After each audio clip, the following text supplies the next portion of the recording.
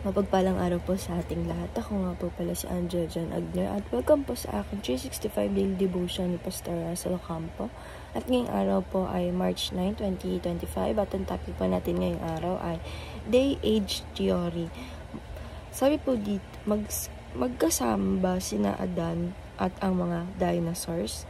And Hebrews chapter 11 verse 3, sabi po dito, by faith, we understand that the universe was formed at God's command, so that what is seen was not made of what was visible. Sabi po dito na mas yung universe po, mas gawa ng ating Panginoong Diyos at hindi ng mga gawa ng ibang mga visible na mga animals, ganyan, katulad ng monkey na ginanon tayo na parang teorya. Pero mas maganda, mas nakakapaniwala pa rin talaga at doon pa rin talaga ako sa God's command na create tayo by our God. And sabi po dito na yung Day Age Theory is an old earth theory of creation that views the day of Genesis 1 as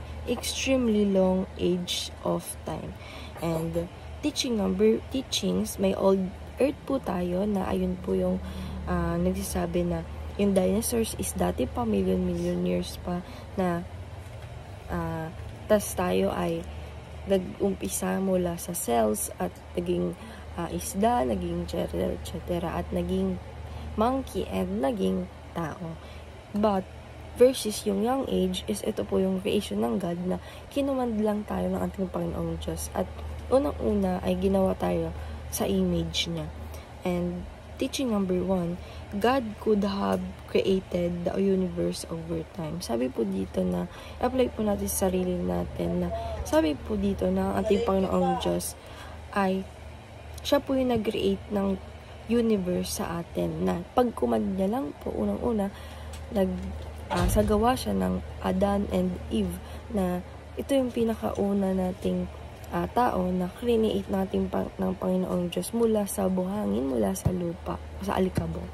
And teaching number 2, God could have created the universe instantly. Sabi po dito ng ating Panginoong Diyos ay madaling-madali niya lang po na gawin yung universe instantly sa pag-command niya lang daw po.